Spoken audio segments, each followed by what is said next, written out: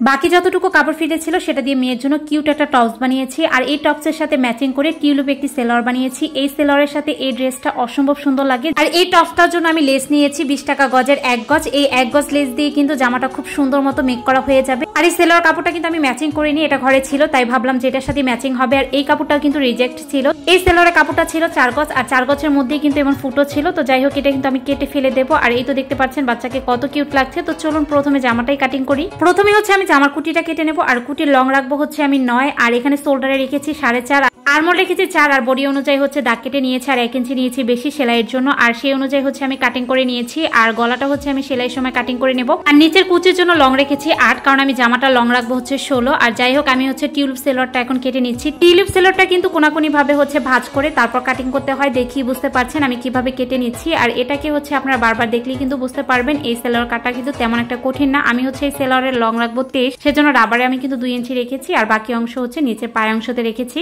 আর এখন হচ্ছে আমি গলাটা কিন্তু জামাতে বসিয়ে ফেলেছি, কারণ এত বড় ভিডিও যদি আপনাদের পুরোটাই দেখাতে যাই তাহলে কিন্তু ভিডিওটা অনেক বেশি লং হয়ে যাবে।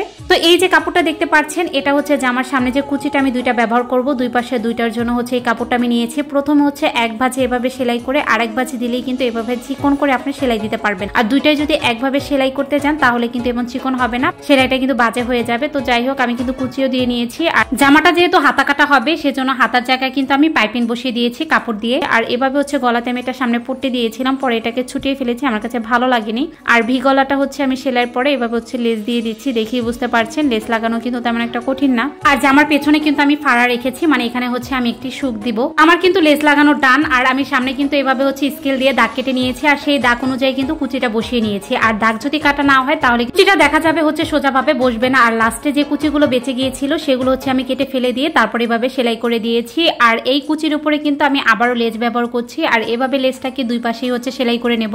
ডিজাইন যদি আপনার জানা থাকে, সামান্য একটু কাপড় দিয়ে কিন্তু বাচ্চাদের জন্য সুন্দর সুন্দর ডিজাইনের ড্রেস মেক করতে পারবেন। আমার কাছে ভালোই লাগে বাচ্চাদের ছোট ছোট মিনি ফ্রক, আবার হচ্ছে বাচ্চাদের ছোট ছোট মিনি টপস। তো তারপর আমার কিন্তু উপরে কুটিটা হয়ে গেছে, আর এখন হচ্ছে নিচের কুচিটা দিয়ে নিয়েছি। 2টাই কিন্তু কুচি দেওয়া হয়ে গেছে। এখন জাস্ট হচ্ছে কুটিটার সাথে অ্যাডজাস্ট করে দেবো। এই ড্রেসটা বানাতে কিন্তু তেমন একটা টাইম লাগে না, আপনি 1 ঘন্টার ভিতরে কিন্তু সেলোয়ার প্লাস জামা হচ্ছে বানিয়ে ফেলতে পারবেন। তবে আমি কিন্তু 2-3 দিন যাবত বানিয়েছি, মানে আমি একটানা বসতে পারিনি, সেজন্য হচ্ছে আমাকে 2-3 দিন টাইম লেগে গেছে।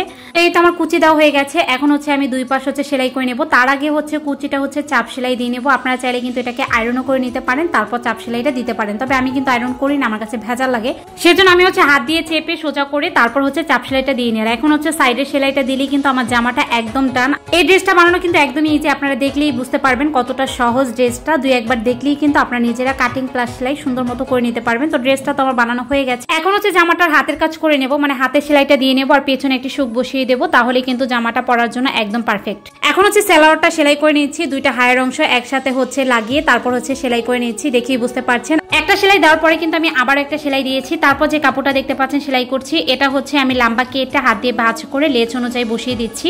এভাবে কাপড়টা লাগানো হয়ে গেলে আমি উল্টিয়ে তারপরে 2টা চাপ সেলাই দেবো। একটা চাপ সেলাই দেওয়ার পরে সামান্য একটু ফাঁক রেখে আরেকটা চাপ সেলাই দেবো, তাহলে অপর পাশে যে কাপড়টা বেরিয়ে থাকে সেটা কিন্তু আর বেরিয়ে থাকবে না, এটা সেলাইয়ের সাথে লেগে থাকবে। এটা চাইলে আমি লেস বসাতে পারতাম, তবে আমার কাছে মনে হয়েছে জামার কাপড় দিয়ে লেসটা দিলে বেশি ভালো লাগবে। বেগুনি কালার ভেতরে সাদাটা কিন্তু জাস্ট অসাধারণ লাগছিল, সেজন্য কিন্তু আমি ব্যবহার করেছি। আর পায়েতে আমি হচ্ছে 4.5 রেখেছি। আর আমি মাঝে যে সেলাইটা দিয়ে নিচ্ছি সেটাতে কিন্তু আমি স্কেল দিয়ে দাগ দিয়ে তারপরে কিন্তু সেলাই বসিয়ে নিচ্ছি, তা না হলে কিন্তু সোজা হবে না সেলাইটা। এই সেলাইটা 2 পাশে দিয়ে নিলেই কিন্তু পায়ের অংশের কাজ শেষ। তারপরে কিন্তু আমি উপরে রাবারের কাপড়টা অ্যাডজাস্ট করব। তার আগে হচ্ছে আমি কুচিটা দিয়ে নিয়েছি। কুচিটা দেওয়া হয়ে গেলে কোমরের কাপড়টা আমি সেলাই করে নিয়ে তারপর কুচিটার সাথে অ্যাডজাস্ট করে দিচ্ছি। কুচির সাথে কোমরের কাপড়টা লাগানো হয়ে গেলে এখন হচ্ছে রাবারের জন্য কাপড়টা বটে একটা সেলাই দিয়ে নেব। তো এই সেলাইটা দেওয়া হয়ে গেলে আমি এখন হচ্ছে রাবার লাগিয়ে নেব। আর রাবার লাগানোর নিয়ম হচ্ছে কোমরের 4 ভাগের 1 ভাগ হচ্ছে রাবার নেবেন, আর সেই অনুযায়ী হচ্ছে সেলাই করে নেবেন। আর মাঝে আরেকটা সেলাই দিয়ে নিলেই কিন্তু আমার রাবার লাগানো একদম টান। আর সেলাউটটাও কিন্তু মেক করা হয়ে গেছে। আর এখন হচ্ছে ড্রেসের ফাইনাল লুকটা দেখতে পাচ্ছেন।